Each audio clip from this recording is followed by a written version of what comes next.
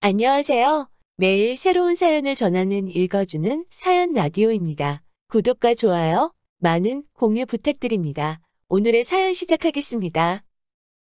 안녕하세요.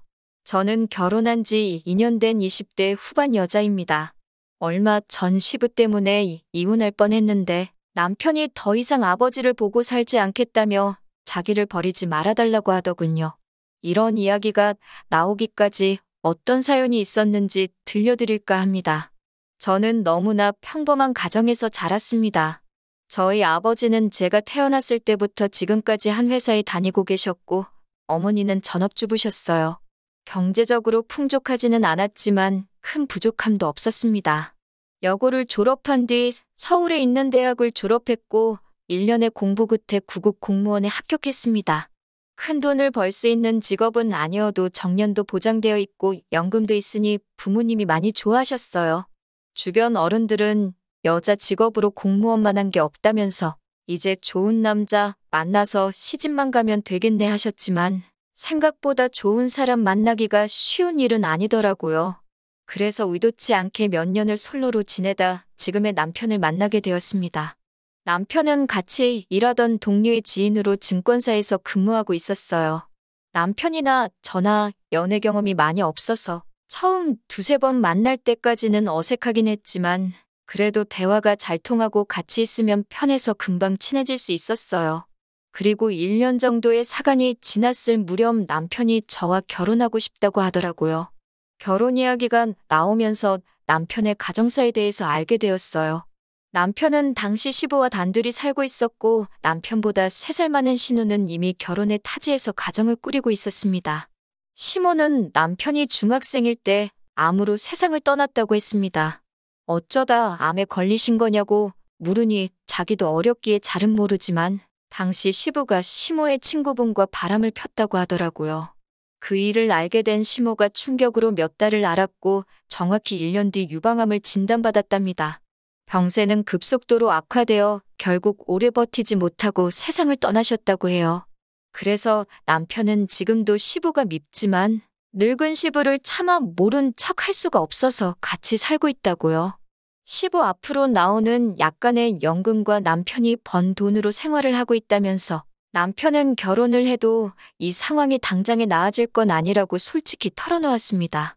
그렇지만 남편이 덧붙이기를 자기를 믿고 따라와 준다면 절대 제 눈에서 눈물 나게 하는 일은 없을 거라고 언제든지 저를 가장 생각하며 살겠다고 기회를 달라고 하더군요.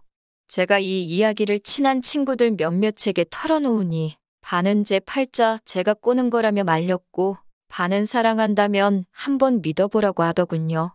결국 저는 남편을 믿어보기로 했습니다. 무엇보다 남편에게 제가 너무나 당연하게 누렸던 평범하고 따뜻한 가정의 행복을 느끼게 해주고 싶었거든요. 하지만 결혼을 해보니 시부는 상상 이상으로 어려운 분이셨습니다. 사실 결혼할 때 시부는 신우가 모시기로 했는데 갑자기 신우가 마음이 바뀐 건지 이런저런 핑계를 계속 대면서 모셔가길 미뤄서 어쩔 수 없이 저희와 같이 살게 되셨네요. 친정부모님은 제가 갑자기 시부를 모시고 살게 된 걸 걱정하시면서도 모르는 척하는 건 사람의 도리가 아니니 조금만 참고 견디라 하셨어요. 저 역시 사랑하는 남편을 생각하며 기꺼이 그렇게 할 생각이었고요. 하지만 새로운 동네에 이사를 하자마자 저희는 시부 때문에 얼굴을 들고 다닐 수가 없었습니다. 슈퍼마켓을 시작으로 가시는 곳마다 여자만 있으면 그렇게 희롱을 일삼으셨나 봐요. 본인 딴에는 농담이라고 해도 듣는 사람 기분 나쁜 그런 이야기들을 막 하시고 아무튼 체면이고 채통이고 하나도 없으셨습니다.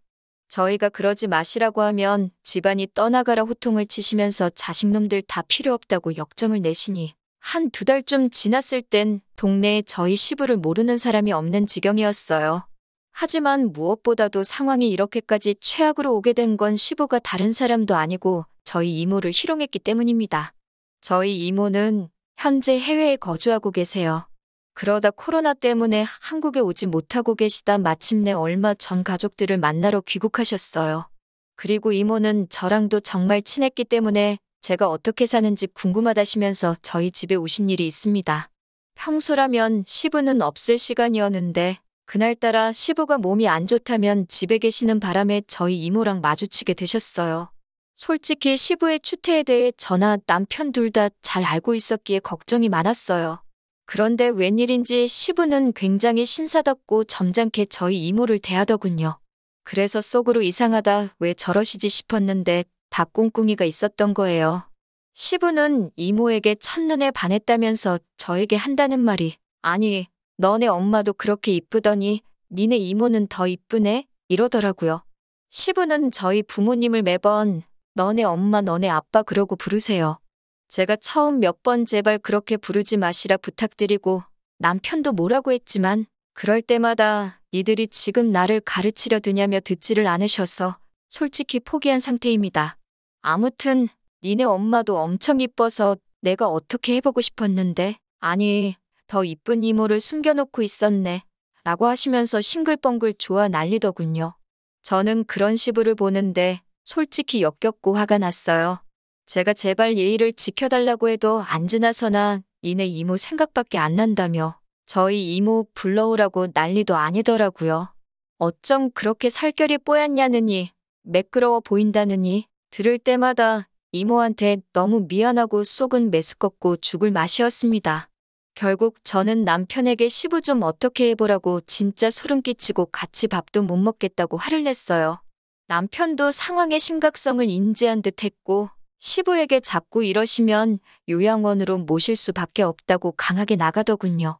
그러자 시부는 너 내가 네 엄마 죽었을 때 나온 사망보험금 다 가지고 있는 거 모르냐면서 돈 받고 싶으면 자기한테 잘하라고 남편을 협박하더라고요. 남편은 그 돈 혼자 다 쓰셔도 되니까 제발 며느리한테 스트레스 주지 마시라고, 그리고 장인 장모님을 비롯해 그 집안 어른들께 신뢰되는 이야기 좀 그만하시라고 맞받아쳤고요. 돈을 들먹여도 남편과 제가 꼼짝도 안 하니까 약이 오른 시부는 신우를 집으로 오라고 했어요. 그러더니 저희 모두를 앉혀놓고는 니들은 내가 외로워서 이렇게 몸부림을 치는데 자식이란 놈들이 이 주머니는 어떻습니까? 하고 갖다 들이밀어도 시원찮은 판국에 말야 라며 원성을 높이셨어요. 그러더니 저를 보면서 너는 며느리도 자식이라는데 내가 너네 이모를 이렇게 좋아하면 팍팍 밀어주지는 못하고 내가 네 이모를 잡아먹기라냐 어쩌냐며 적반하장으로 나오시더군요. 그러자 신우도 한술 더 떠서는 옳게는 그러는 거 아니라며 외로운 늙은이들끼리 오순도순 살면 좋지. 그리고 가족끼리 더 끈끈해질 수도 있는 일인데 왜 그렇게 생각이 짧고 이기적이냐며 저한테 뭐라고 하더군요. 시부의 막무가내 성격을 완전히 신우가 빼다 닮았더라고요. 저는 며칠간의 고민 끝에 결국 남편에겐 내가 찰년을 끊을 수 없고 하지만 도저히 시부랑은 같이 못 살겠다고 했어요. 남편은 착한 사람이라서 시부를 내쫓지 못할 거란 걸 알고 있었으니깐요. 하지만 남편은 제 생각과는 다르게 자기는 아버지를 안 보고도 얼마든지 살 수 있다며 자기 잘못도 아닌 일로 헤어지지 말자고 저에게 애원을 하더라고요. 저도 남편을 너무나 사랑했기 때문에 그런 남편의 태도에 정말 고마웠어요. 남편은 그 길로 시부에게 달려가 만약에 시부와 저 사이에 한 사람을 골라야 한다면 그 건 바로 저일 거라면서 이 집에서도 그만 나가달라고 했어요. 그 소식을 들은 신우는 한 걸음에 쫓아와서는 시부에게 아버지, 우리 집으로 가요. 내가 모실게요. 이러면서 저희에게는 너네는 진짜 못돼 처먹었다 라고 말하며 막말을 쏟아내고 갔지만 전 솔직히 남편에게 미안한 마음만 들었을 뿐 신우 말에는 아무런 타격도 입지 않았네요. 오히려 이번 기회를 통해서 정말 남편이 저를 위해서라면 뭐든지 포기할 수 있는 사람이라는 믿음과 확신이 생겼달까요? 그 이후로 남편과 저는 전에 없이 화목하고 다정한 하루를 보내고 있습니다. 그런데 듣기로는 시부가 정말로 돌아가신 시모의 사망보험금을 가지고 있던 게 아니라고 하더군요. 그 돈은 이미 진작에 다른 여자들한테 추근되면서 다 써버렸고 지금은 아무것도 없고 오히려 여러 여자들한테 빚을 져서는 가족인지는 어떻게들 알고 신우한테까지 연락이 오는 모양이더군요. 신우는 저희 남편에게 연락해서 같은 자식인데 왜 자기만 모셔야 하냐며 몇 번이고 눈물을 보이기도 하고 화를 내기도 했지만 남편한테 더 이상 그런 게 먹힐 리 없었죠. 결국 신우도 시부가 개털인 걸 알고 포기해버리고 양로원에 보냈다고 하더군요. 아버님을 모시기로 했다가 마음을 바꿨던 이유는 하나였습니다. 어머님이 돌아가시고 받았다는 그 사망보험금이 진짜인 줄 알았던 겁니다. 아버님을 한번 저버렸던 신우가 이제 와서 시부 편을 들며 우리한테 한 소리 한 것도 다 이유가 있는 행동이었던 거예요. 혹시나 늦게나마라도 시부 편 들며 효녀인 척 한다면 콩고물이라도 떨어질 거라고 생각했나 봅니다. 거짓말한 아버님이 양로원으로 내몰린 건 시부가 자초한 일이니 어쩔 수 없다는 생각이 들지만 어머님 사망보험금 노리고 효녀인 척 연기를 하며 우리에게 막말을 퍼붓던 신우 또한 시부가 동네방네 빌린 돈 때문에 오는 독촉 전화에 아주 골머리를 썩고 있는 것 같더라고요. 뿌린 대로 거둔다는 말이 괜히 있는 말이 아닌 것 같아요. 아무튼 그 소식을 들으니 며느리 된 도리로 두 사람에게 마음이 좋지만은 않았지만 아버님을 제가 모실 일도 없고 빌려간 돈을 제가 갚을 수도 없고 가만히 있는 것 말고는 더는 제가 해드릴 수 있는 게 없었습니다. 지금도 가끔 남편을 보면 미안한 마음이 들기는 해요. 그래도 어쨌든 제 남편을 세상에 존재하게 해주신 분이니깐요. 그렇지만 결심했습니다. 그런 고민으로 시간을 보낼 바엔 남편을 조금 더 사랑해주자고요. 들어주셔서 감사합니다. 긴 이야기 들어주셔서 감사합니다. 오늘의 사연은 여기까지입니다. 구독과 좋아요, 알람 설정해주시면 앞으로 더 좋은 사연으로 찾아오겠습니다. 감사합니다.